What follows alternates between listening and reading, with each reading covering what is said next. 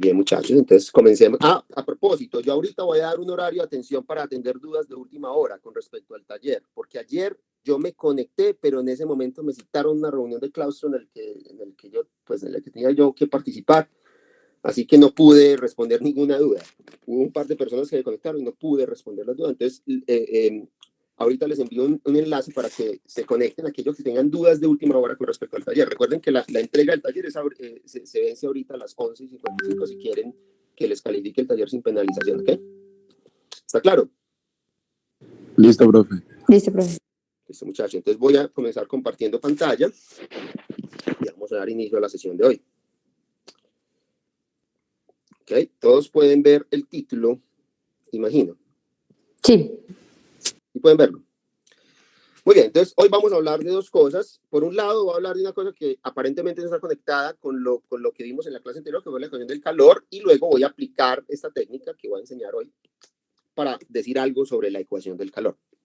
Entonces, la primera parte concierne a lo que se denomina análisis dimensional, que es una de las técnicas más importantes con las que cuentan los físicos y los ingenieros para digamos, encontrar relaciones funcionales entre cantidades físicas que estén involucradas en un determinado fenómeno.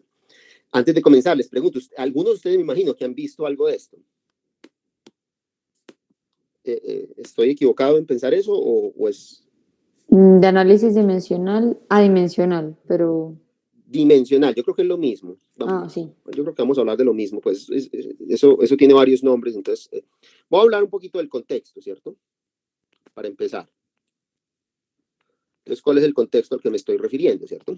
Supongamos que yo tengo un fenómeno físico y que de ese fenómeno físico yo puedo extraer algunas cantidades físicas, ¿ok?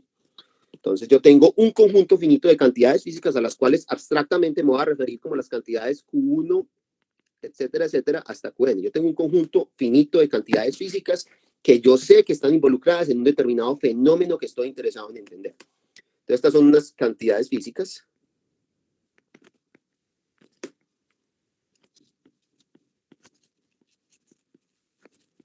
Voy a dar algunos ejemplos de cantidades físicas, ¿cierto? Ustedes conocen mucho. Aquí tengo algunas para no gastar mucho tiempo copiando. Entonces, aquí hay algunos ejemplos de cantidades físicas que pueden aparecer en un determinado fenómeno. ¿Ok?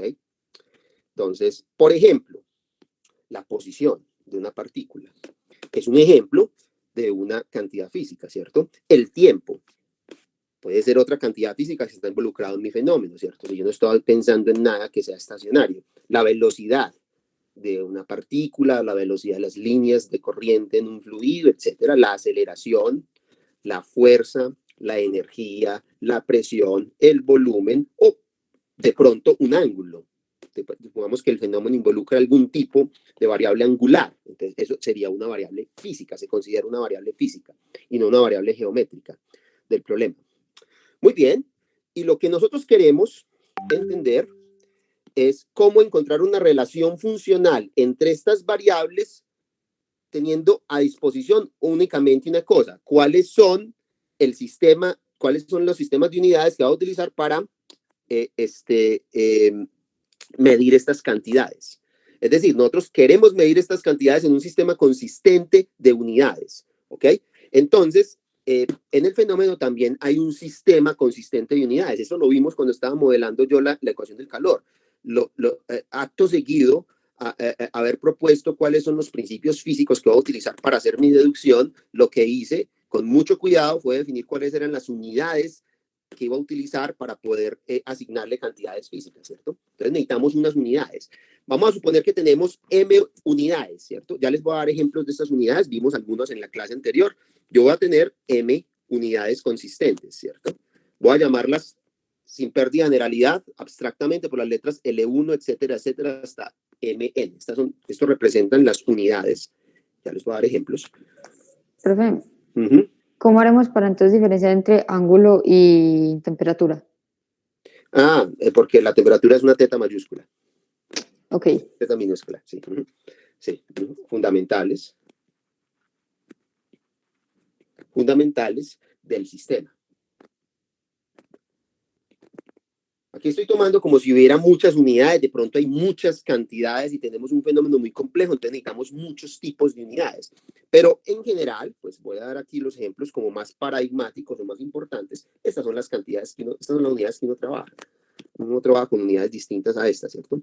Uno tiene, primero que todo, la longitud, que la designé por L mayúscula en la clase anterior, esa sería una de estas LSIs, ¿cierto? Tenemos otra que llamé tiempo, la designé por la letra T mayúscula. Tenemos también la masa, a la cual designé por la letra M mayúscula. Tenemos la temperatura, que como pregunta Valentina, pues podría confundirse con este teta, pero bueno, realmente esta es una teta mayúscula, esta es una teta minúscula. Y hay otra unidad importante, es la adimensional. Hay cantidades que realmente no tienen unidades asignadas. A esas las vamos a llamar adimensionales y les vamos a asignar el símbolo 1 para destacar que son adimensionales. Muy bien, entonces, por ejemplo, acá en estas variables que ustedes ven acá, en estas cantidades físicas, ¿cuál sería adimensional? ¿Cuál no tiene realmente dimensiones? El ángulo. El ángulo se trata como una función adimensional. Es por eso que a ustedes les recomiendan siempre insertar en sus funciones trigonométricas radianes. Los radianes son simplemente un apellido que uno pone para significar que es una variable adimensional. Ustedes no deben trabajar en grados, en grados, porque entonces cometen errores de tipo conceptual, porque los grados no son la medida adimensional de los ángulos. La medida adimensional de los ángulos son los radianes. ¿Okay? Esa es una de las razones. ¿Okay? Muy bien. Entonces, hasta acá está claro más o menos cuál es el problema abstracto. Tenemos n cantidades físicas y tenemos m unidades fundamentales del sistema, ¿cierto? ¿Cuál es el objetivo? El objetivo, como les dije, es encontrar una relación entre estas cantidades. Eso en últimas es el objetivo de la física, de la ingeniería. Uno quiere saber cómo se relaciona la aceleración con el espacio y con el tiempo, por ejemplo, o con la velocidad y con el tiempo. Uno quiere saber cómo la fuerza se relaciona con la aceleración. Bueno, no puse acá la masa y la masa, digamos. ¿Ok? Etcétera. Ese es el tipo de trabajo que hace la física, encontrar esas relaciones funcionales. ¿Cómo? Proponiendo modelos, ¿cierto? Ahora, los modelos que propone la física son modelos muy sofisticados que involucran ecuaciones diferenciales, por ejemplo.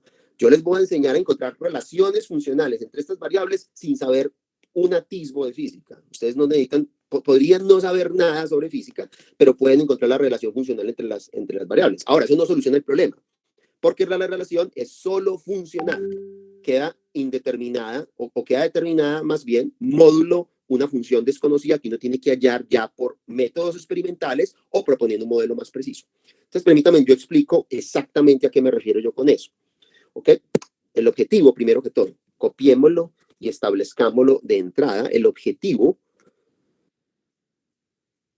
de la física y de la ingeniería, pues cuando uno tiene que modelar algo en ingeniería, esto es lo que uno busca, ¿cierto? Y si usted no tiene un modelo teórico para relacionar las variables, a esto es lo que tienes que pegarte, al análisis dimensional, porque es realmente muy poderoso. Entonces, vamos a tratar de encontrar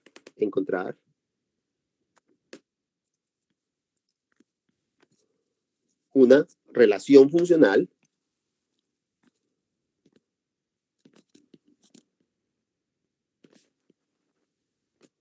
entre las cantidades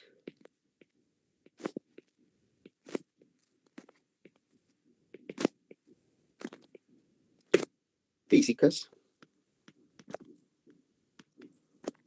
que estoy llamando Q1, etcétera, etcétera, hasta Qn. Y el único dato que tiene a disposición es en qué unidades las mides. O sea, con respecto a estas unidades fundamentales del sistema, cuáles son las unidades de cada una de las variables, ¿cierto? Entonces, ¿qué significa el concepto de relación funcional? ¿Alguien me puede decir? Porque yo estaba hablando de esto de relación funcional. ¿Qué es una relación funcional entre cantidades? Por ejemplo, cuando yo digo que la fuerza es igual a la masa por la aceleración, eso es una relación funcional entre las variables fuerza, masa y aceleración. Eso es una relación funcional. Te está diciendo que la masa es proporcional a la masa y es proporcional a la aceleración. Y la constante de proporcionalidad es 1. ¿Cierto? Cuando yo digo que la velocidad en un sistema en el que hay movimiento rectilíneo uniforme es igual al espacio, a la posición recorrida sobre el tiempo, eso es otra relación funcional. Te estoy diciendo que la velocidad es proporcional a la posición y es inversamente proporcional al tiempo, y la constante de proporcionalidad es 1. ¿Okay? Entonces, una relación funcional en general es una ecuación que relaciona las cantidades de una manera funcional. Entonces, voy a decirlo explícitamente, pues porque esto hay que definirlo, ¿no? Tiene que definir qué quiere decir por relación funcional.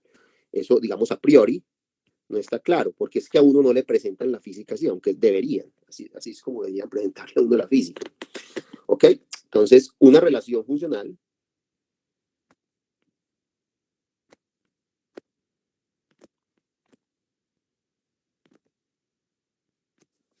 entre cantidades físicas, entre las cantidades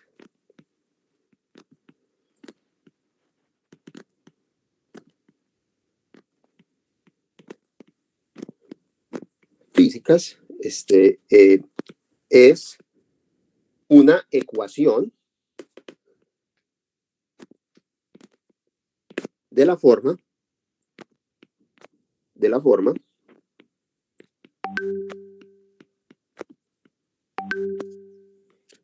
siguiente, ¿cierto? Es una ecuación en la que hay una función que usted tiene como objetivo encontrar que al ser evaluada en esas cantidades te da 0. Eso es básicamente para alguna función.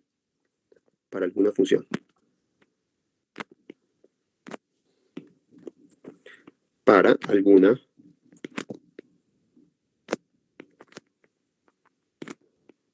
función de n variables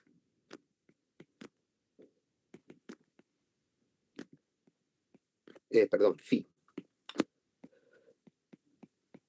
Entonces, por ejemplo, cuando yo escribo, voy a hacer un pequeño ejemplo, cuando yo escribo que la fuerza es igual a la masa por la aceleración, eso es una relación funcional entre estas tres variables, pero lo que me está pidiendo a mí esta definición es que no la escriba así, sino que la escriba como F menos m por a igual a 0. En este caso es fácil derivar cuál es la función. La función tiene que ser una función de tres variables. Voy a definir una función de tres variables, x1, x2, x3, que da lugar a esta relación funcional. Sería entonces, digamos que x1 es la fuerza, perdón. Digamos que x1 es la fuerza, esto es x2, x3. x2, x3, yo tengo que encontrar una función de tres variables que dé lugar a esta relación, entonces digamos que x1 corresponde a la fuerza, entonces sería x1 menos x2 por x3. Esta ecuación se escribe o se deja escribir equivalentemente, de manera equivalente, perdón, de manera completamente equivalente, se deja escribir como phi de f por m evaluado en f, m y a igual a 0. A eso me refiero con una relación funcional. Y estos son todas las ecuaciones que ustedes han estudiado en física son de esta forma. Están dadas por una función de un número indeterminado de variables, donde ese número indeterminado corresponde exactamente a las cantidades físicas involucradas en el fenómeno, ¿cierto? Pero todas tienen esta forma, se pueden poner de esa forma. ¿Okay? ¿Está claro esto? Sí. Sí, muy bien. Entonces, ya que sabemos que es una relación funcional, la pregunta es, ¿cómo vamos a encontrar esa relación funcional? Entonces, vamos a tomar mano de una cosa que se llama el teorema Pi de Buckingham, ¿cierto? Entonces, voy a tratar de establecer el teorema, ¿okay? No lo voy a probar, pero sí les voy a decir cuál es el enunciado y cuál es el contenido del teorema. Y el punto de partida es lo siguiente. El punto de partida es que a ustedes su fenómeno le dieron n cantidades físicas y le dieron un número finito también de unidades fundamentales. Entonces, ¿cuál es el punto de partida? Escriba las unidades de cada una de estas cantidades físicas en términos de las unidades fundamentales. Entonces, esa es la primera parte. Entonces, podemos, ya, voy a escribirlo y hago ejemplos. Yo creo que eso es lo que podemos escribir las unidades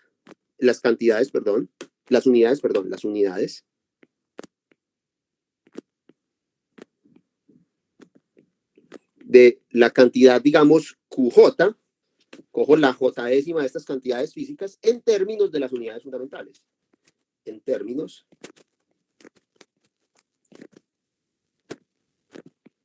de las unidades fundamentales.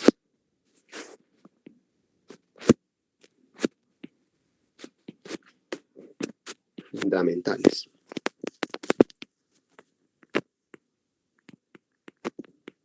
Entonces, ¿qué significa eso? Hasta cuando me quedó bien. Entonces, significa que si yo tomo las unidades de la cantidad, recuerden que yo introduce una notación en la clase anterior para unidades de una cantidad física. Yo simplemente la encerraba entre llaves. Cuando tengo una cantidad física y la encierro entre llaves, quiero decir que esas son sus unidades. ¿Okay? Entonces, ¿esto va a ser qué? Va a ser un producto de esas unidades fundamentales, un cierto producto de estas cantidades. Espero que todos conozcan este símbolo. Me dicen si no, ¿cierto? De estas cantidades a algunas potencias. Entonces voy a poner aquí alguna potencia, que son unos números que dependen tanto de cuál unidad es y de qué cantidad física estoy hablando, ¿cierto? Es decir, esto sería, este símbolo lo que significa es L1 a una cierta potencia que llamamos A sub ij, L2 a una cierta potencia que llamamos A sub 2j, etcétera, etcétera, hasta L M, porque hay M cantidad, M unidades fundamentales a disposición, entonces expreso esto en estas unidades. Vamos a poner un ejemplo para aclarar esto, ¿cierto? Un ejemplo es este. Aquí tengo yo algunos ejemplos.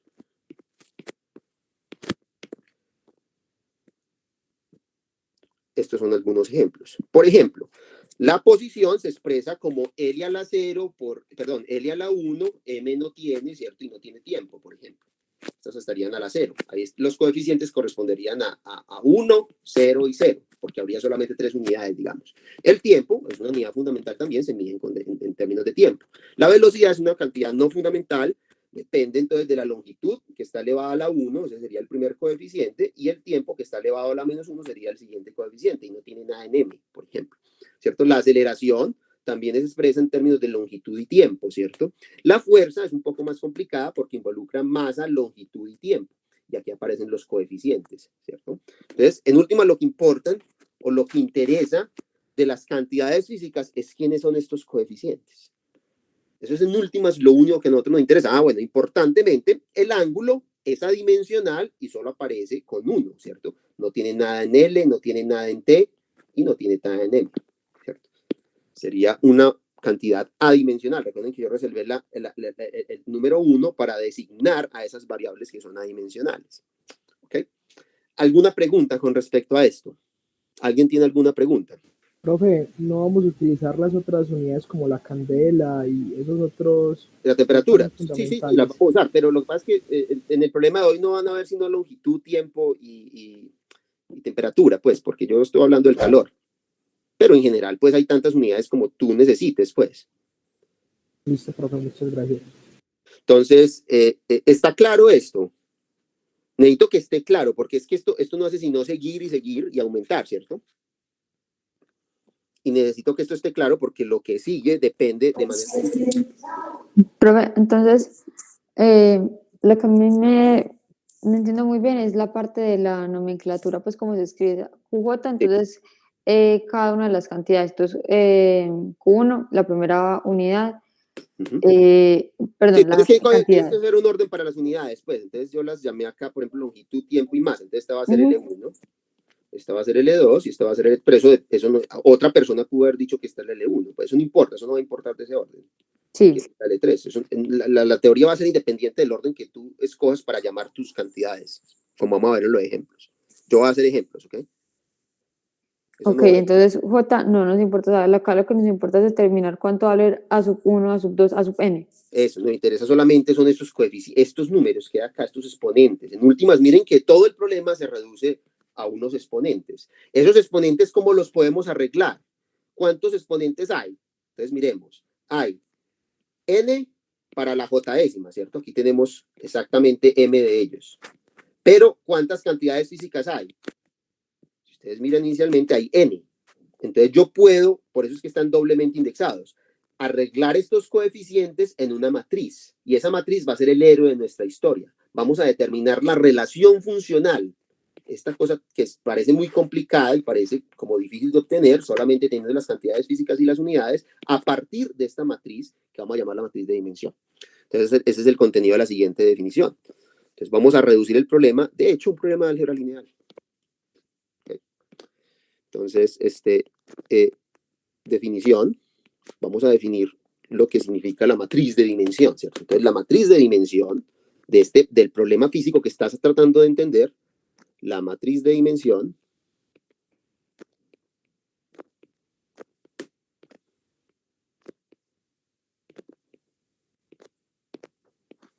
¿cierto? A la cual voy a llamar por la letra, pues no tengo mucha imaginación, así que lo voy a llamar A, porque sus entradas son A y J, de las cantidades físicas.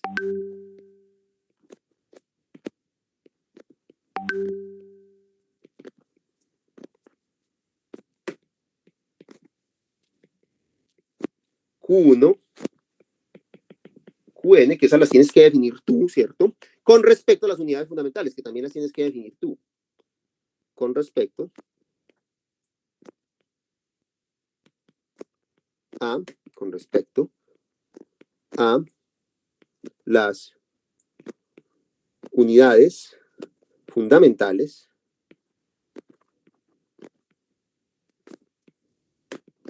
¿cierto? Que estamos llamando L1, etcétera, etcétera, hasta LM, se define como sigue, se define como sigue. Entonces va a ser la matriz en la que yo arreglo todas esas entradas, ¿cierto? Aquí está la entrada A1, 1, ¿cierto? Y sigo así con la A1, 2, etcétera, etcétera, hasta que llegue a la A1N, ¿cierto?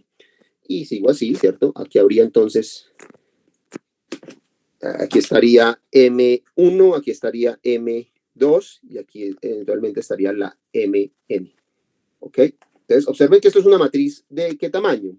Esto es una matriz de orden M por N. Tiene M filas y N columnas, ¿ok?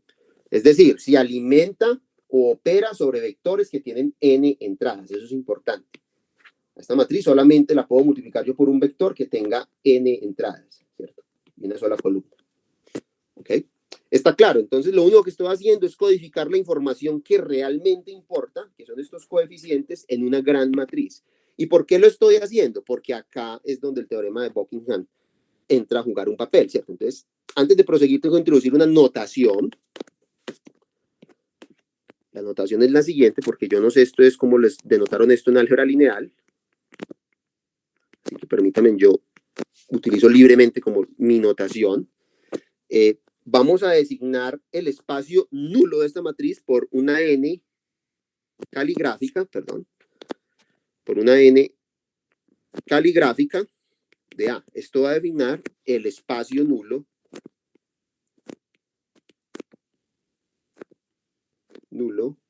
de la matriz A, ¿cierto? Si R es el rango de la matriz A, ¿alguien me recuerda qué es el rango?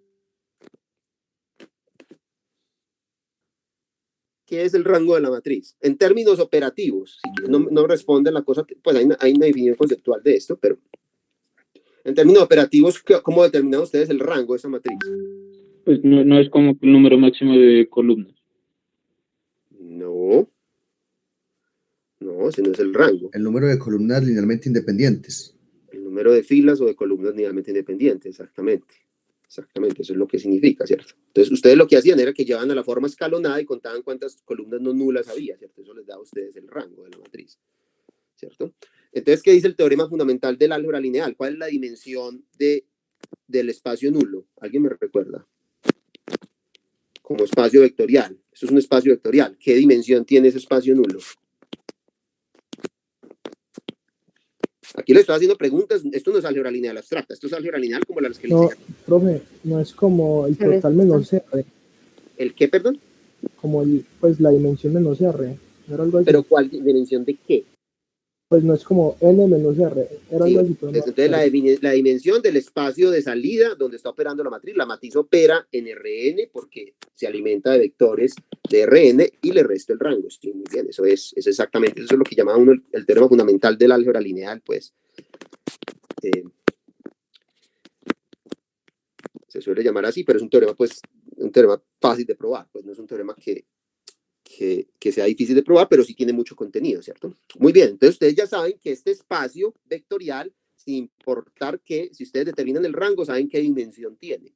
Entonces lo que voy a hacer a continuación es lo siguiente. Supongamos que yo soy capaz de hallar una base de este espacio vectorial, que a ustedes les enseñaron eso y estoy seguro que les pusieron eso en el parcial. Esto es una cosa que ustedes pueden resolver. Ustedes pueden hallar el espacio. Si yo les doy una matriz, ustedes pueden hallar una base del espacio nulo. Ustedes algorítmicamente les enseñaron cómo hacer eso. Entonces, supongamos que yo la encuentro. Vamos a llamarla, la base lo voy a llamar por los vectores lambda 1, ¿cierto? ¿Cuántos debe haber? Debe haber n menos r de ellos, porque sabemos por teoría general que este espacio tiene dimensión n menos r. Entonces, supongamos que yo pude hallar esa base del espacio vectorial, que a propósito es un problema muy fácil de resolver. Tan fácil que ustedes se pueden meter en Google, le piden, ponen ahí null space online y eso les encuentra un programa online donde ustedes simplemente insertan en la matriz y lo que te arroja son estos vectorcitos. O sea, esto es un problema, no quiero decir trivial, pero es casi trivial, ¿ok? Esto es una cosa que ustedes, y de hecho saben hacer, porque estoy seguro que se los evaluaron en el curso de álgebra lineal. ¿Ok? Muy bien. Entonces, cada uno de estos vectorcitos, ¿dónde vive? ¿Dónde vive? Estos son vectores, porque son vectores que generan un espacio vectorial. ¿Dónde vive cada uno de estos vectorcitos? ¿Quién me dice? O sea, cada uno de esos vectorcitos, ¿qué ecuación satisface? Satisface la ecuación que si yo le pego con A, entonces... Linealmente independientes, profe. Pues cada todos... Son linealmente independientes, muy bien, y además satisfacen esta ecuación, pues son del nulo. O sea, todos son aniquilados por la matriz A. Si yo les pego con la matriz A, obtengo el vector 0. Entonces, ¿esto dónde vive? Para que yo lo pueda, pues, para que yo le pueda pegar con la matriz A, cada uno de estos vectorcitos, ¿dónde vive?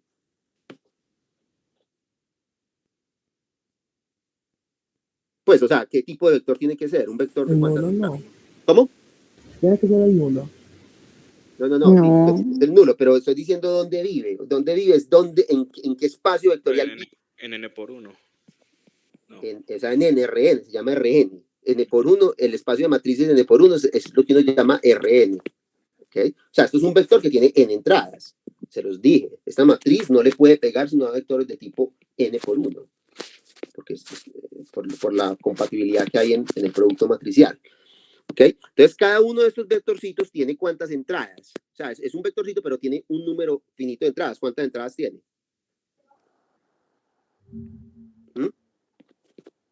N menos R. No, hay N menos R. N. Pero tiene N, exactamente. Entonces, el primero va a tener N entradas. Va a ser un vector columna que tiene N entradas. Voy a asignar las entradas así. 1, 1, etcétera, etcétera, hasta que llego a la enésima 1. ¿Okay? De manera que ya sé quién es lambda 2 y etcétera, etcétera, hasta quién es NR. Esto va a tener N entradas, ¿cierto? Y de acuerdo a la convención que adopté, es que voy a usar el primer índice para designar la entrada, ¿cierto? Entonces, aquí habría N por N menos R. Simplemente son vectores que viven en Rn y por lo tanto tienen N entradas cada uno de ellos. Muy bien, perfecto. ¿Por qué le estoy diciendo esto? Entonces, observen. Esta matriz yo la voy a poder deducir de mis cantidades físicas y las unidades fundamentales. Entonces, eso va a ser un dato que yo tengo.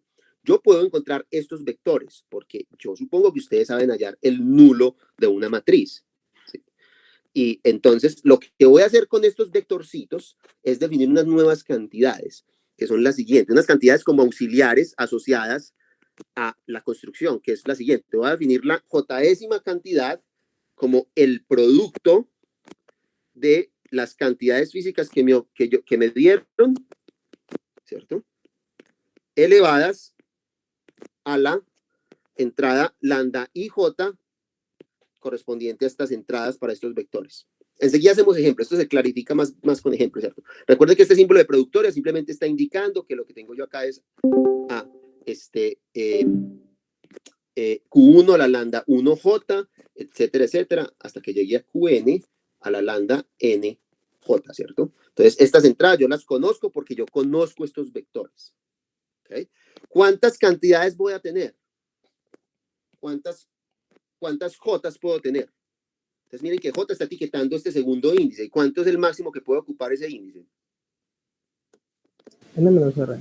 N menos R.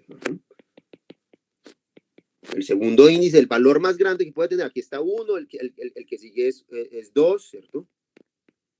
el que sigue es 3, ¿cierto?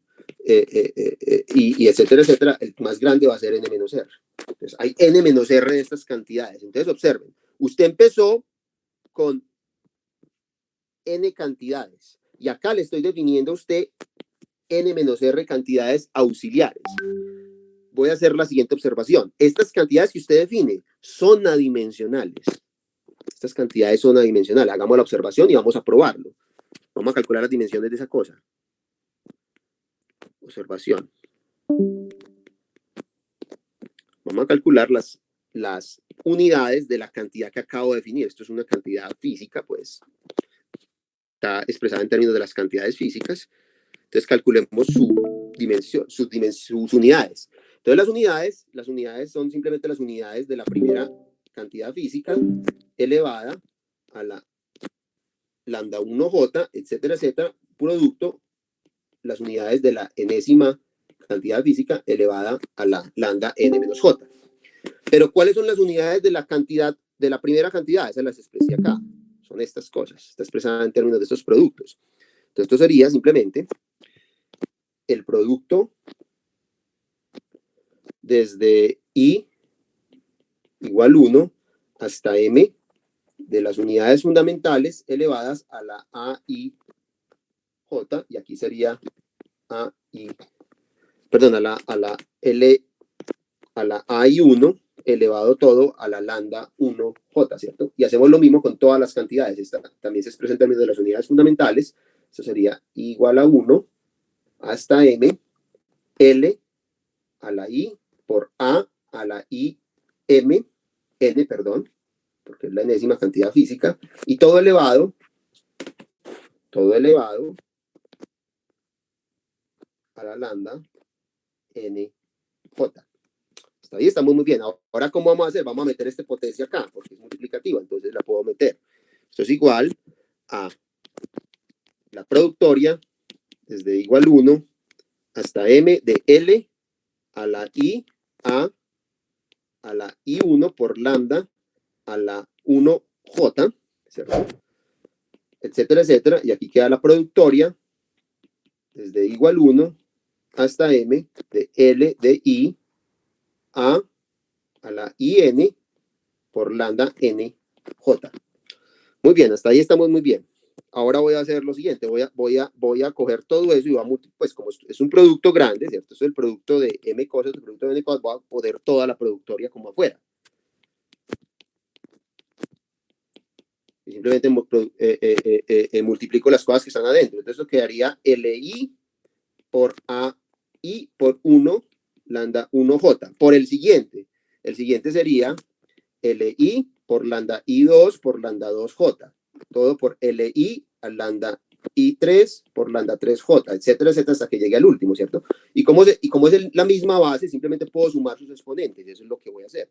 Voy a sumar sus exponentes. Así quedaría la suma de todo hasta que yo llego a in por lambda nj, ¿cierto? Y esto es igual a ¿quién? Entonces, ¿qué es esto? ¿Alguien reconoce esto? Sí, eso es una sumatoria, pero ¿qué es? Miren que eso es esto. Si ustedes escriben qué significa esto en componentes que ustedes les enseñaron, si esto tiene componentes A y J y esto tiene estas componentes, yo puedo escribir este producto matricial. ¿Sí recuerdan eso? Eso es exactamente eso. Esa es la componente IJ, esta es la componente IJ del producto matricial de A por lambda. I, ¿cierto? Por lambda, perdón, por lambda.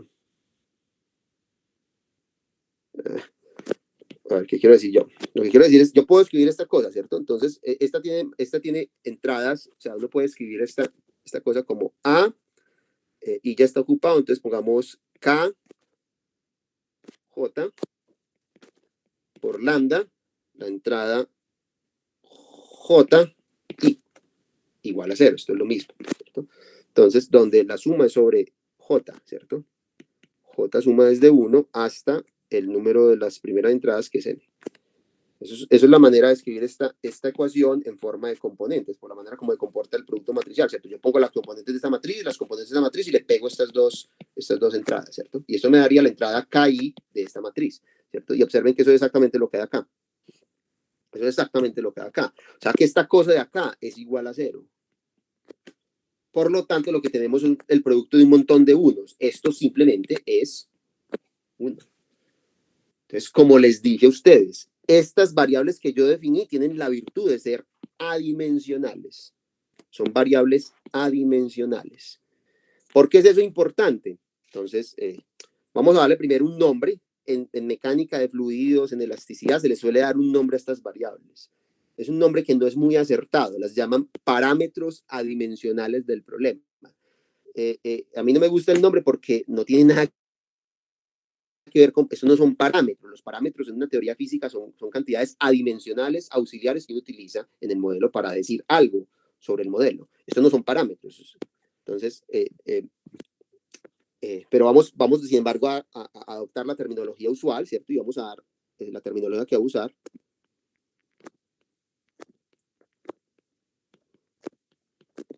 Que voy a usar es que a estos pis se les llama, que tenemos exactamente, ya vimos que tenemos n menos r de ellos, a esos pis, perdón, pi 1, etcétera, etcétera, hasta pi n menos r, se les llama parámetros adimensionales.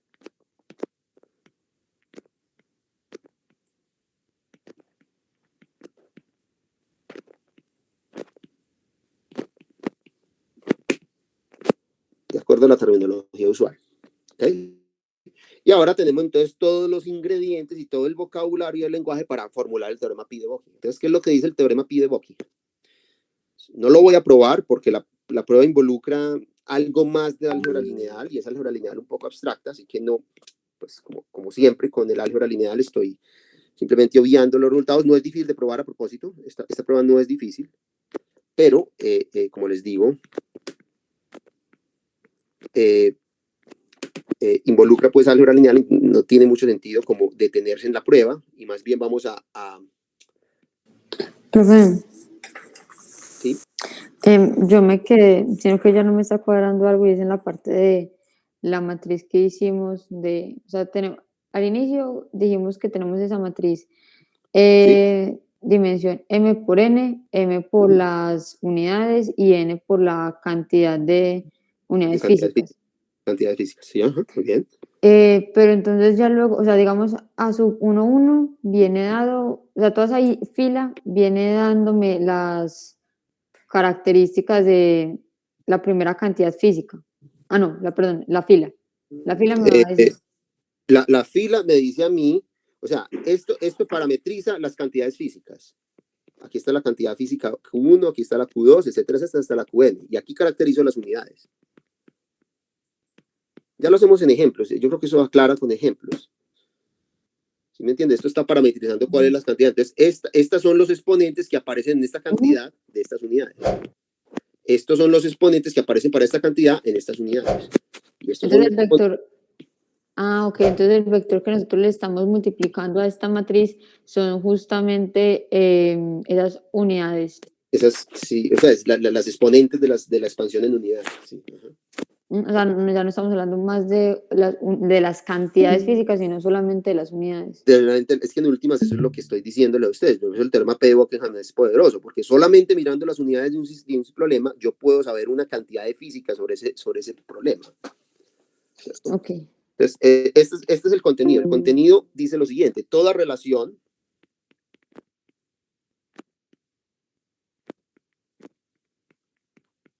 funcional entre cantidades físicas,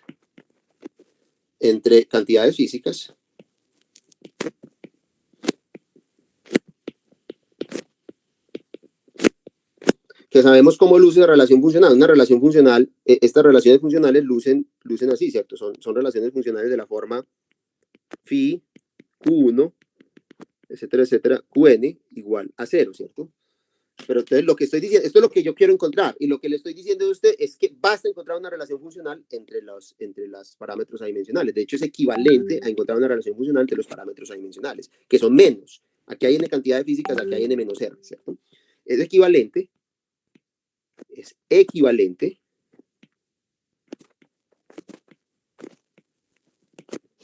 a una relación funcional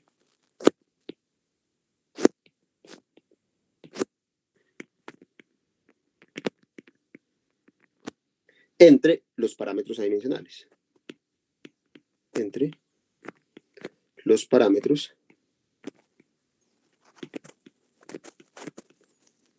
adimensionales. O sea, una nueva relación funcional que involucra alguna otra función, llamémosla sí, ¿cierto? Que depende de n menos n variables, pero entre los parámetros adimensionales. O sea, que en últimas, lo que usted tiene que hacer en un problema físico es encontrar cuáles son los parámetros adimensionales del sistema, ¿cierto? Y eso te da la respuesta a tu problema. Vamos a ver por qué. Pues la respuesta funcional al problema. Quiero detectar que, quiero resaltar que aquí la palabra funcional es importante, porque eso no da la respuesta a los problemas. Entonces, esto puede sonar un poquito abstracto, déjenme ilustrarlo con algunos ejemplos para que se aclare, espero, todo. ¿Okay? Espero que la discusión en los ejemplos aclare todo, ¿cierto? Voy a poner un primer ejemplo, que va a ser el siguiente. El primer ejemplo va a ser el péndulo simple. Este es un sistema que es muy complicado. ¿Okay? El péndulo simple.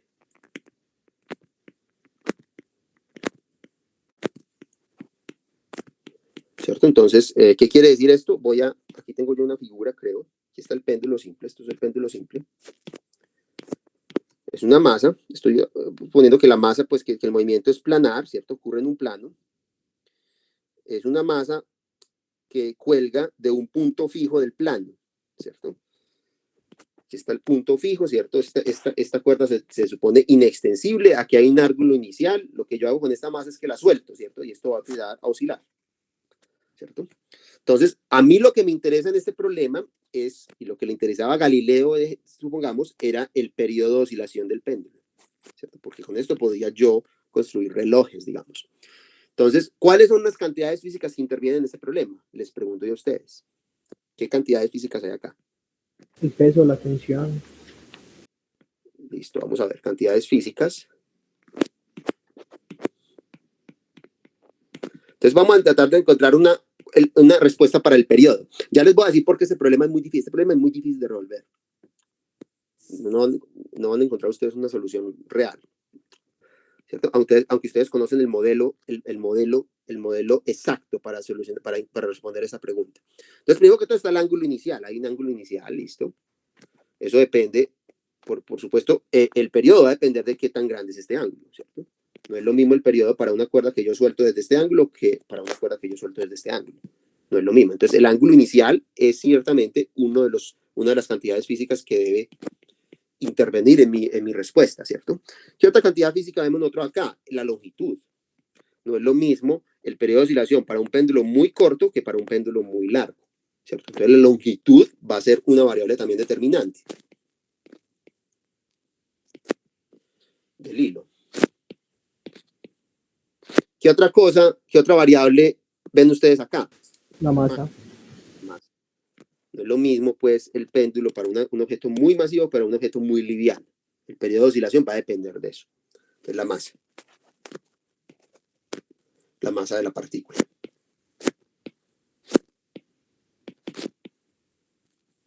¿De qué otra cosa depende este problema? Hay otra variable más. ¿Cuál es la otra variable? De la gravedad. Gravedad, porque no es lo mismo hacer este experimento, digamos, en la Luna que hacerlo en la Tierra. El periodo de oscilación del péndulo va a cambiar. ¿Y cuál es el parámetro que nosotros usamos para distinguir la Tierra de la Luna? La aceleración de la gravedad. Entonces va a haber un parámetro que nosotros conocemos que es la aceleración de la gravedad.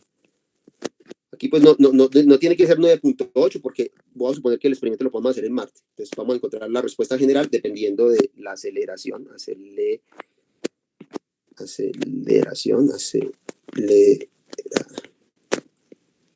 de la gravedad.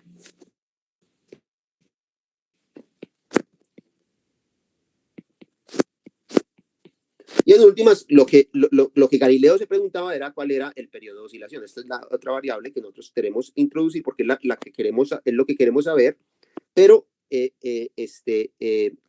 nuestra incógnita, el periodo de oscilación.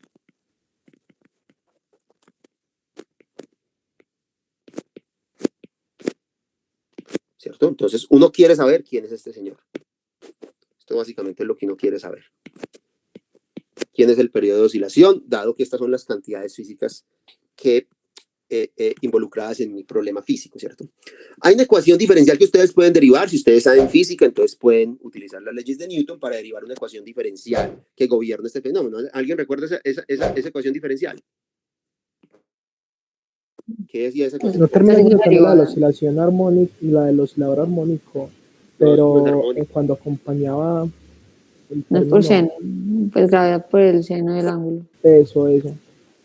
Exactamente, no es un oscilador armónico, ese es el punto, pero digo yo que es un problema difícil. Si Sino, ustedes hacen esta pregunta, traten de responder esta pregunta. Esta ecuación ustedes no la saben resolver con los métodos que tienen. profe, sino que, pues yo no sé, en física, eso. Decían que es que este ángulo era muy pequeño, entonces linealizaban la ecuación. Al linealizar la ecuación, esta es la ecuación de la oscilador armónico y pueden encontrar el periodo. Sí, pero yo le estoy preguntando la respuesta a usted para cualquier ángulo. Esto no tiene que ser muy pequeño. Esa es la pregunta que yo le estoy haciendo a usted. ¿Ok?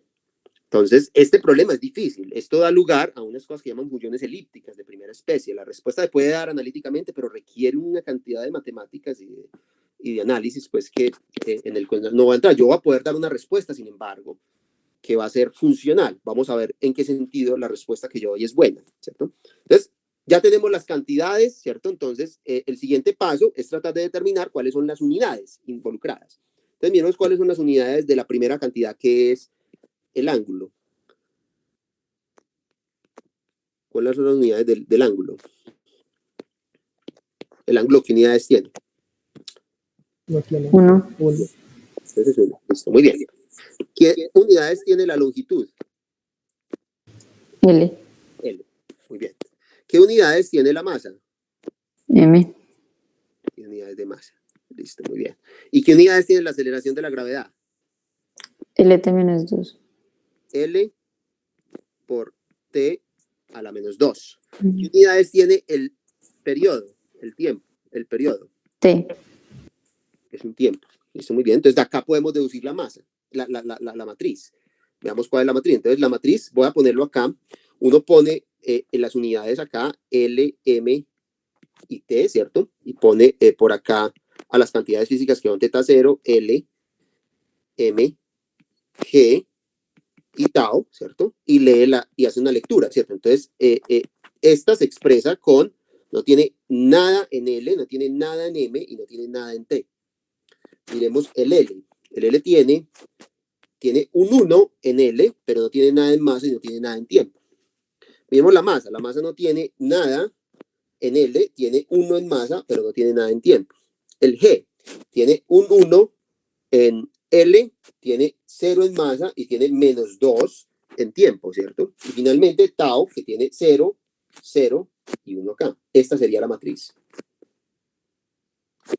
Esta es la matriz de dimensión de este problema. Muy bien, entonces, ¿cuál es el siguiente paso? Es encontrar el nulo de esta matriz. Perdón, aquí se me fue. Encontrar el nulo de esta matriz. Ahora, yo no voy a hacer esto. Esto es un problema que yo me niego a hacer, ¿cierto? Y les voy a dar la respuesta. Yo lo hice simplemente metiendo la matriz en uno de esos paquetes online de Google, ¿cierto? Y la respuesta es la siguiente, da los siguientes dos vectores. Uno es 1, 0, 0, 0, 0, ¿cierto? Debe ser un vector ¿en qué? ¿Cuántas cantidades hay? Hay 5, entonces debe tener 5 entradas, ¿cierto?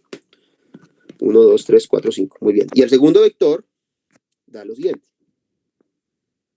Da 0 menos 1 medio, 0, 1 medio, 0. No es 1, profe. No. 1, perdón, sí, 1. ¿Cómo sabías eso? ¿Hiciste el cálculo? No, profe, porque también la metí. Bueno, listo, muy bien. Entonces da esto. Sí, eso es muy fácil. Entonces, ya esta es toda la información que yo necesito para definir mis parámetros adimensionales. Miremos cuántos parámetros adimensionales hay. Debe haber 2 parámetros adimensionales porque hay 2 elementos en el nulo. Entonces, el primero de ellos lo leo del primer vector. El primer parámetro adimensional, simplemente cojo a la cantidad teta 0 y la leo a la potencia que da acá, que es la entrada de la matriz. Eso es lo que está diciendo esta prescripción. Coja la cantidad 1 y elévela a esta primera entrada del j-décimo vector, ¿cierto? Y así, haga con todas las cantidades. Entonces acá, teta 0 está a la 1, L está a la 0, M está a la 0, G está a la 0 y tau está a la 0. O sea que el primer parámetro dimensional, no sorprendentemente, es teta 0, que era ya dimensional. Eso no debe sorprenderles mucho. Miremos cuál es el segundo. El segundo tal vez es un poco más interesante, ¿cierto? No tiene nada en teta. Esto está a la 0. Pero tiene a L a la menos 1/2, ¿cierto? Tiene a M a la 0. Tiene a G a la 1/2 y tiene a tau a la 1, ¿cierto? O sea que esto es algo así, queda la raíz cuadrada de G sobre L por tau. ¿Okay? Entonces ya viene el teorema Pi de Buckingham. El teorema Pi de Buckingham es, yo quiero encontrar una relación funcional entre estas variables. Y lo que le está diciendo usted, basta encontrar una relación funcional entre estas dos variables. O sea que el teorema Pi de Buckingham le garantiza a usted que existe una relación funcional. El teorema Pi de Buckingham le garantiza que existe una relación funcional. Usted no la conoce. Usted no conoce así entre estas dos variables. Pero porque esto es muy poderoso, porque aquí pues el problema es que yo no conozco sí, ¿cierto? Y el teorema Pi de Buckingham no le dice nada sobre sí, de hecho no te garantiza a ti que tú puedes conocer así. Pero hay una cosa que podemos usar y es la siguiente. Hay una cosa que llama el teorema de la función implícita, que ese lo vimos en cálculo de varias variables. Yo no recuerdo si eso se dicta en calculadores variables, pero el punto es el siguiente. Si uno tiene una relación entre dos variables, uno puede tratar de despejar una en términos de la otra. El teorema de la función implícita da condiciones suficientes para que eso pueda darse, ¿cierto? Entonces la idea es que yo puedo despejar esta en términos de esta, pero con una nueva función que no conozco.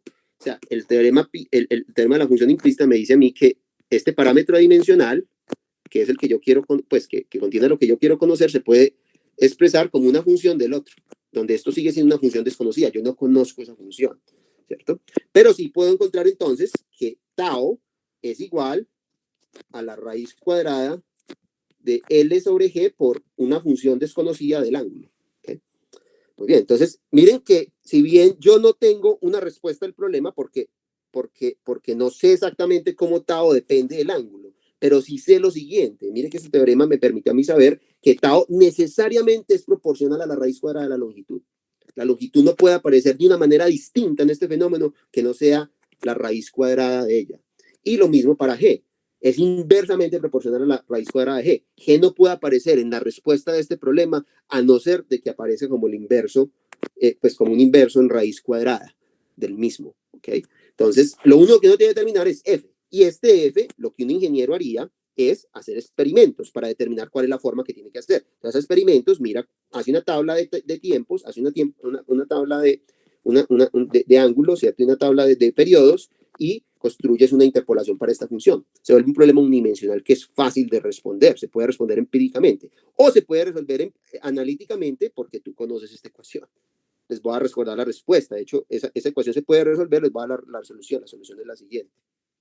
La solución de esa ecuación diferencial es 2pi por la raíz cuadrada. Miren que esto era inevitable que fuera proporcional a esto, porque ya el análisis dimensional le decía a usted eso, por una función complicadísima de teta, que es la siguiente, es la suma desde n igual 0 hasta infinito de 2n factorial sobre 2 a la 2 a la n por n factorial a la 2, todo al cuadrado, por el seno a la 2n de teta medio sobre 2.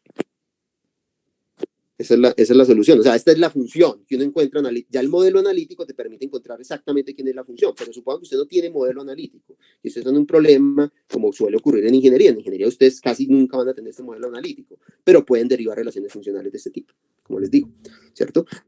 ¿Qué pasa si teta es muy chiquito? Aquí sí vamos a obtener la que ustedes seguramente vieron en ecuaciones diferenciales o en física, que es que esto se vuelve si el ángulo es muy pequeño, entonces este seno es aproximadamente igual Profe, a teta 0.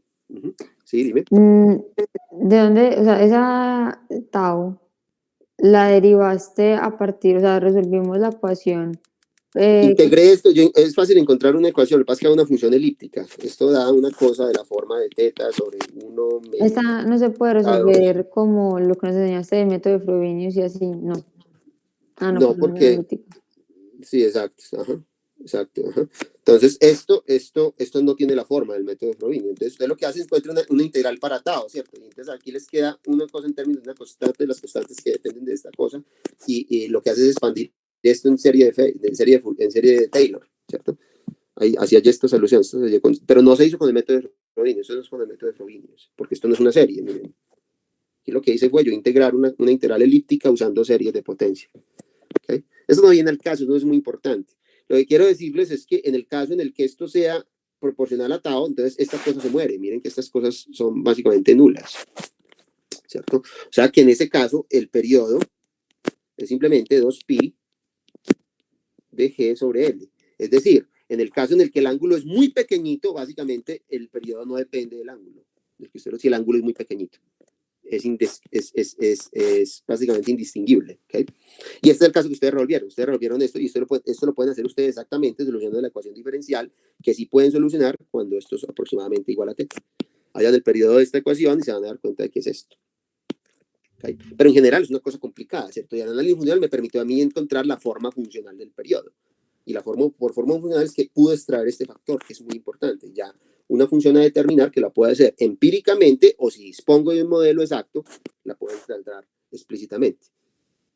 Si está claro, ¿cuál es la ventaja del método? Profe, ¿Sí? ¿por qué escogimos esa base para el nulo y no otro? Por conveniencia. Yo la escogí. Ustedes, porque recuerden que el nulo, ustedes pueden poner esta si quieren. Menos o más acá, menos, o pueden multiplicar esto por 2, eso no importa, porque la base es independiente de cuál es. Yo puedo tomar como base menos 1, 0, 0, 0, 0, 0, menos 1, 0, 0, 1, 0, perdón, 2, por ejemplo. Esto puede ser una base también. Entonces los parámetros estaban más feos, pero yo sabía que esta variable era importante, por eso escogí esta base. ¿Okay? De todas maneras, la relación unidimensional te va a dar lo mismo, porque te dice que teta es inversamente proporcional, te dice que esto es una cosa complicada, digamos que esto queda con tau a la 2, ¿cierto? Y aquí queda g por L. De todas maneras, te va a decir que g por L, tau a la 2, es una función de teta.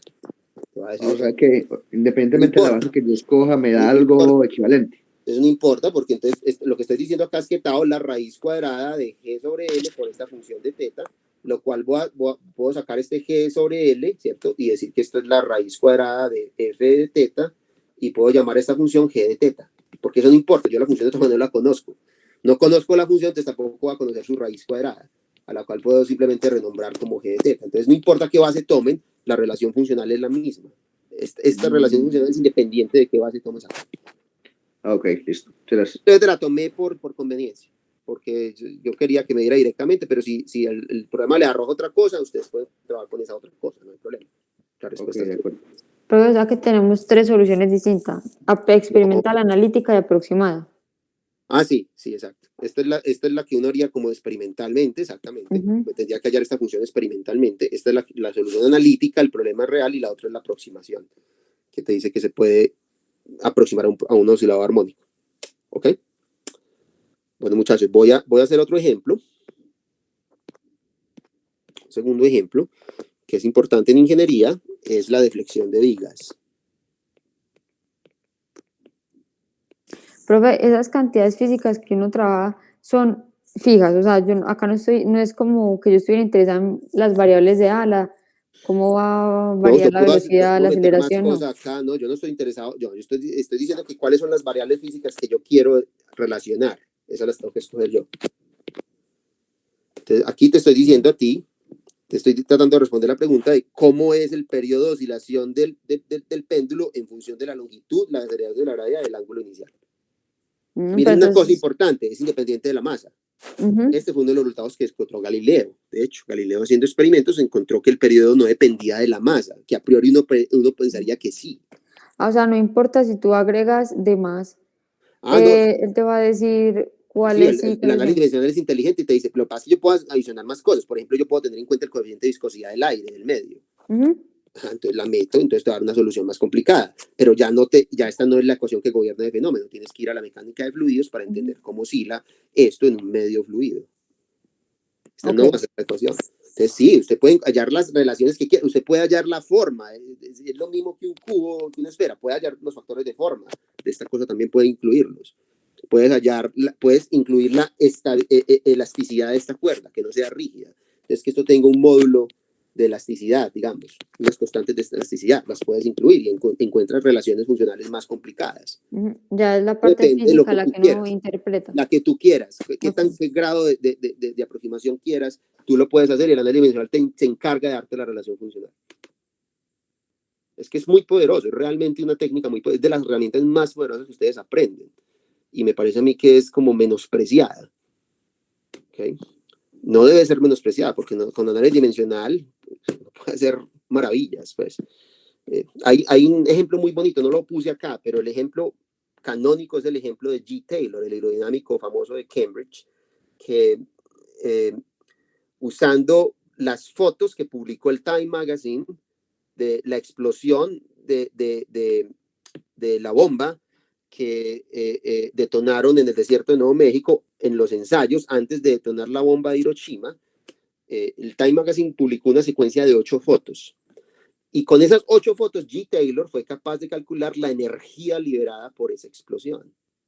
Y el cálculo es casi perfecto, y lo hizo con análisis dimensional. Precisamente, él involucra las variables, la densidad del aire, ciertos parámetros de combustión, introduce la energía y uno es capaz y el radio de la expansión que uno aproxima como si fuera un hongo, o sea, como si fuera una semicircunferencia, y uno puede encontrar un estimativo para la energía liberada y el cálculo fue perfecto. Eso es un ejemplo del análisis final en acción. Y esa la vamos a ver, profe. No, yo no puse ese ejemplo, pero es fácil, no es difícil, pues. No lo puse como ejemplo porque yo estoy interesado en el calor. Recuerden que yo le estoy enseñando esto como un paréntesis que tengo que hacer para poder derivar el núcleo del calor. Entonces no me puedo quedar todo el tiempo discutiendo análisis dimensional, aunque podría, pues. Vamos a hacer este ejemplo, que es el de la deflexión de vigas, uno que es importante en ingeniería civil, ingeniería mecánica, digamos. Supongamos que tiene una viga, ¿cierto? La viga tiene una cierta longitud, ¿cierto? Y tiene unas propiedades. Las propiedades son la sección transversal de la viga, que puede ser un rectángulo, puede ser un disco, lo que sea, ¿cierto? Y tiene unas propiedades elásticas, esto se llama el módulo de Young. Te dice a ti básicamente cuáles son las propiedades elásticas del material del cual está hecho la viga, ¿cierto? Supongamos que yo le aplico una carga en este extremo, ¿cierto? Entonces esta viga va a tender a deformarse, precisamente porque la estoy considerando como un cuerpo deformable. Es ahí donde este parámetro entra, ¿cierto? Y lo que los ingenieros quieren saber muchas veces es cuál es la deflexión de la viga en este extremo, ¿cierto? ¿Qué tan largo tengo que diseñar yo la viga para que esta deflexión no sea muy grande? Porque si esta deflexión es muy grande, entonces puede haber fallas estructurales debido a otras, pues aquí puede haber una rotura. Si esto lo hago en un voladizo muy largo, esta deflexión va a ser muy grande y por lo tanto puede haber fracturas en el material. Entonces es un parámetro que uno quiere conocer, ¿cierto? Muy bien, entonces este es el fenómeno físico. ¿Cuáles son las cantidades físicas que intervienen en este problema? Ahí están dictadas, las tengo ahí especificadas. Entonces, ¿cuáles son las cantidades físicas?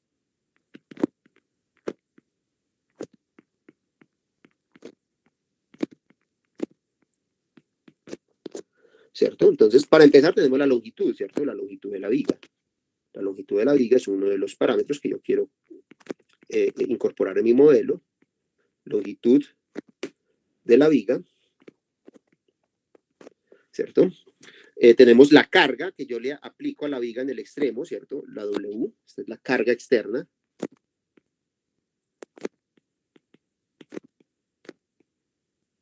¿Cierto? Tengo el área de la sección transversal de la viga, eso importa, o más precisamente lo que importa es el momento de inercia. Ustedes cuando le enseñan momentos de inercia en cálculo 3, precisamente es porque ese es uno de los parámetros que entran las solicitaciones de un elemento estructural. ¿Cuáles son los momentos de inercia de las secciones transversales de los elementos estructurales? Entonces, aquí aparece el área de la sección.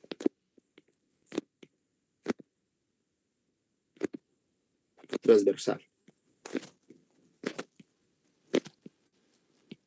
¿cierto? Muy bien, y tenemos el módulo de Young.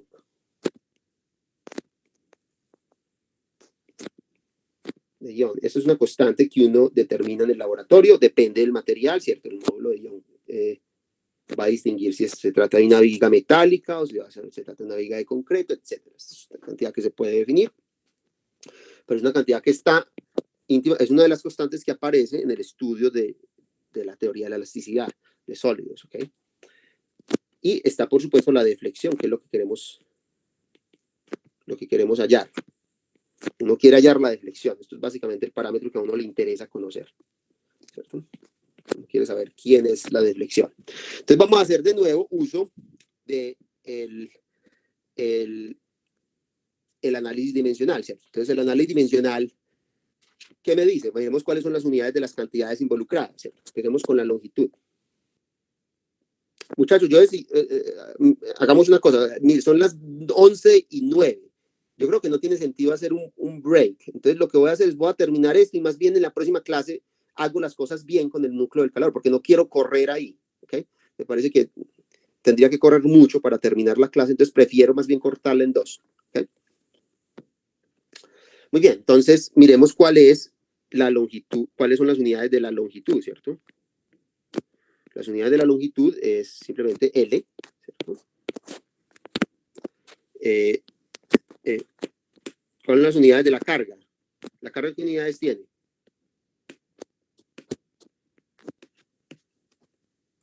L, M, T a la menos 2. L, M, T a la menos 2. Es unidades de fuerza, ¿cierto? Y la fuerza es masa por aceleración, que es longitud sobre tiempo al cuadrado, ¿cierto? ¿Cuáles son las unidades del área transversal? L cuadrado. L al cuadrado, muy bien. Tiene dimensiones de longitud al cuadrado. Las dimensiones del módulo de Young, estas posiblemente ustedes no las conocen. L, fuerza dimensional. El módulo de Young Son realmente unidades de pascales. relaciona pero- los L esfuerzos, menos 1. se relaciona los esfuerzos con las deformaciones. Acá el esfuerzo sería un esfuerzo axial.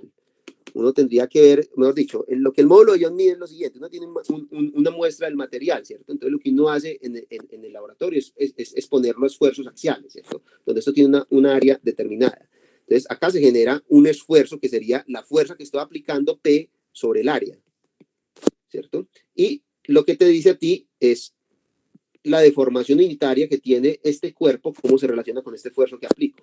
Resulta que son proporcionales para materiales lineales, para los sólidos hookeanos, que llama, está la ley de Hooke. Sólidos hookeanos satisfacen esta ley donde los esfuerzos son proporcionales a las deformaciones, ¿cierto? Y en la constante de proporcionalidad es el módulo de Young. Entonces esto tiene que tener unidades de ¿qué? Fuerza sobre área, entonces sería L a la menos 1. Fuerza sobre área, entonces sería exactamente. Tiene que tener fuerza sobre área, entonces sería L a la menos 1 por la masa por el tiempo a la menos 2. Pero yo puedo ver también el ejemplo, como tú decías, en vez de área, inercia Sí, y... entonces ya es ok. más distinto porque la inercia tiene unidades, tiene otras unidades. Ajá. Ujú. También pudiste haber usado inercia, sí. Ajá. Entonces, de hecho, las ecuaciones de la elasticidad y pues, en particular de la resistencia de materiales se expresan en términos de la inercia, no del área. ¿Okay?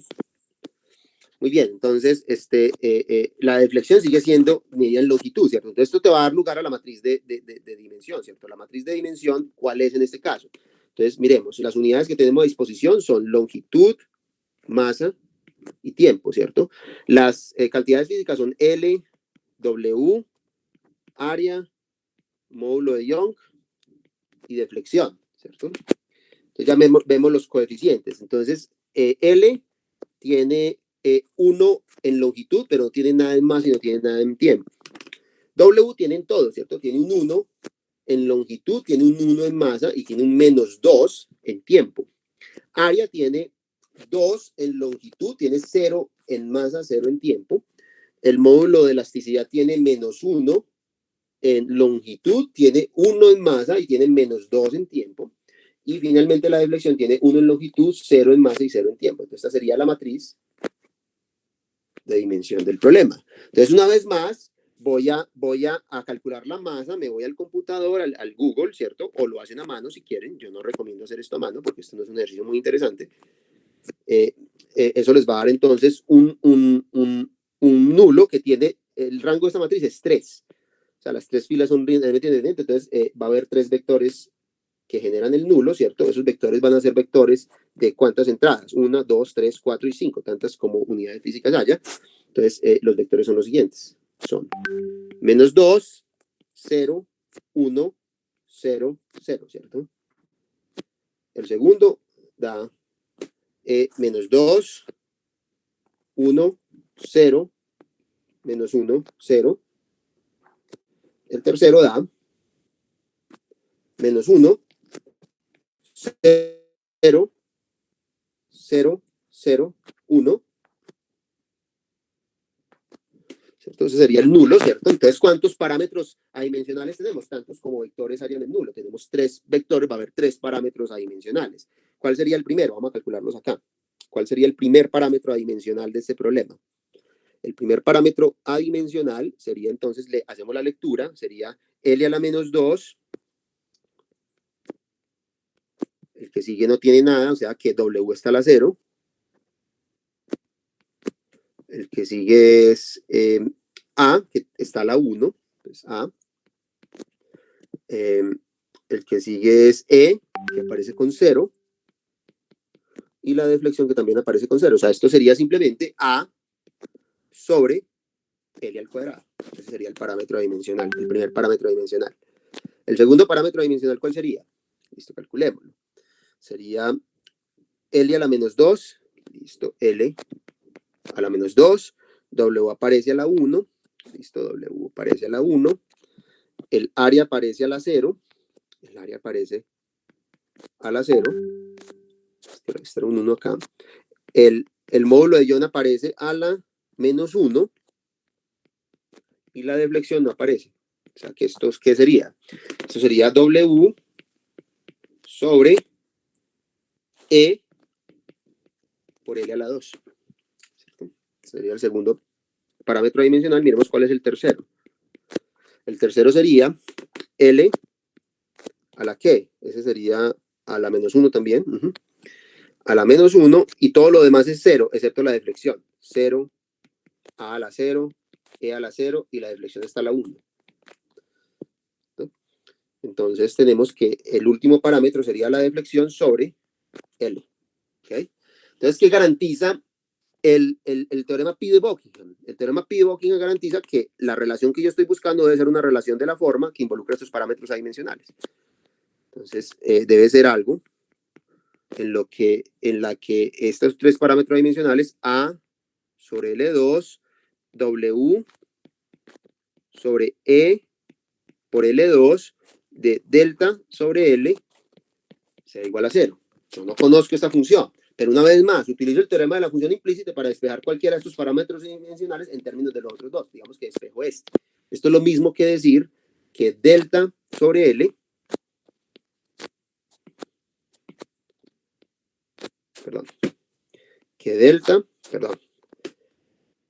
sobre L es igual a una función desconocida que yo no conozco de A, L a la 2 y de W sobre E por L a la 2. Y hasta acá me lleva el análisis dimensional. Yo ya no puedo saber nada más. Pero sí sé que lo que sea la respuesta tiene que ser una función de estos parámetros en estas apariciones concretamente. O sea, el A tiene que aparecer a la potencia 1, el L tiene que aparecer a la potencia 2, W tiene que aparecer a la potencia 1, esto a la potencia 1, esto a la potencia 2 en el denominador. Entonces yo ya sé mucho, ¿cierto? Entonces, una vez más, si usted no sabe modelos, si usted no sabe teoría de la elasticidad, lo que tiene que hacer es experimentos. Tiene que hacer un experimento en el que haga una tabla de esto contra estos dos parámetros y trate de ver cuál tiene que ser la función haciendo una especie de interpolación, ¿cierto? Pero si sabes modelos, entonces yo les voy a dar la respuesta que uno da en resistencia de materiales. Uno en resistencia de materiales tiene lo siguiente, es que si la deflexión es muy pequeña, ¿cierto? Entonces uno puede dar una fórmula cerrada para esto. La fórmula que da la resistencia de materiales es 1/3 de W, o sea, resulta ser proporcional al primer parámetro, ¿cierto? E inversamente proporcional al segundo parámetro. O sea, que la función, mejor dicho, esto lo que está diciendo es que la función de dos variables, digamos x1 y x2, es simplemente un tercio de x1 a la menos 1 por x2. Eso es lo que está diciendo. Esa es la función que uno va a encontrar en experimentos también, ¿cierto? Si está bajo estas condiciones de que esto es muy pequeño, ¿cierto? Y esto, pues, no se presenta así. La respuesta que van a encontrar ustedes es un tercio de W sobre E por A por L a la 2. ¿Okay?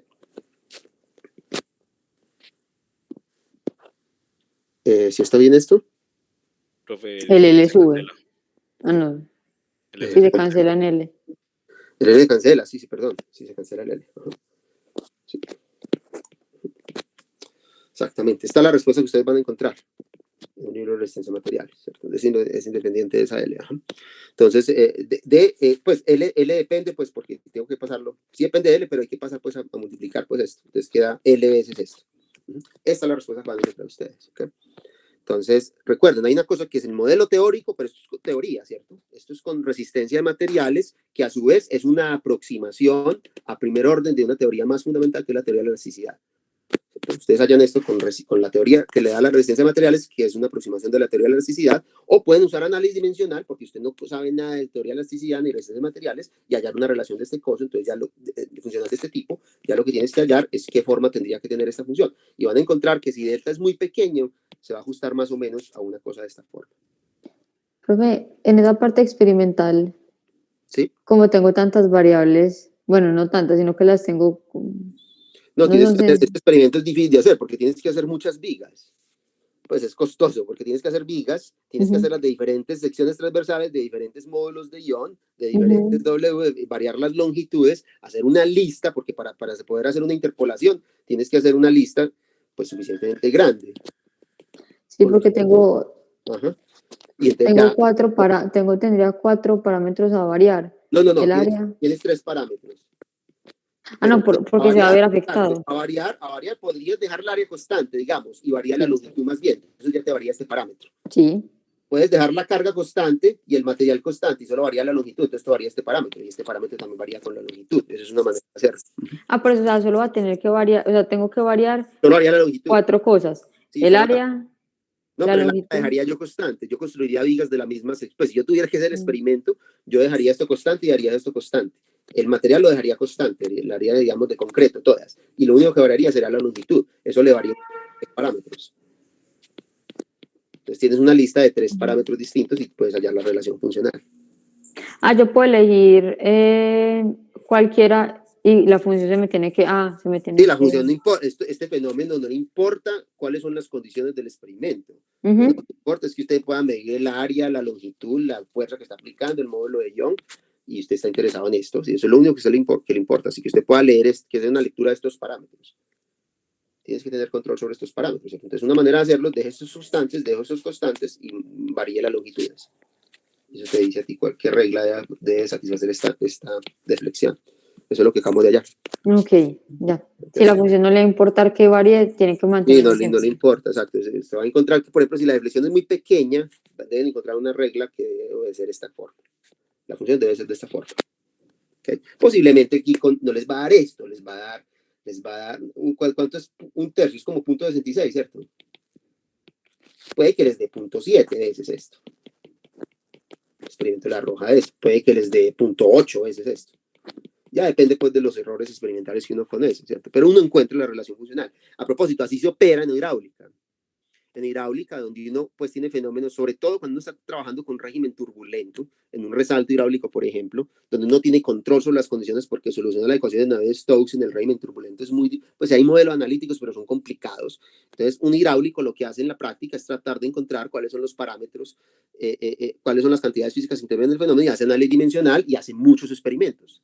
Pero para hacer los experimentos necesita un muy buen laboratorio, como el que tiene la Facultad de Minas, por ejemplo, que es un buen laboratorio de hidráulica y puedes hacer experimentos con resaltos hidráulicos y puedes hallar relaciones funcionales entre diferentes parámetros. ¿Okay?